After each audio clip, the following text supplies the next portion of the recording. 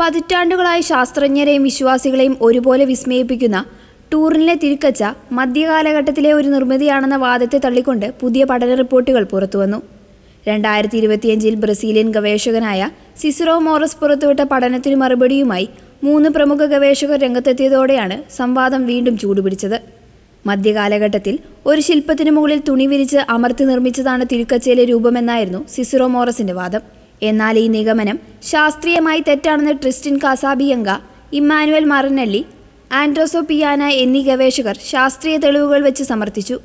ടൂറിനിലെ തിരുക്കച്ച തെറ്റാണെന്ന് വാദിച്ച മോറസ് ഉപയോഗിച്ച ഡിജിറ്റൽ മോഡലിൽ ശരീരത്തിന്റെ അളവുകൾ തെറ്റാണെന്ന് ഗവേഷകർ ചൂണ്ടിക്കാണിച്ചു.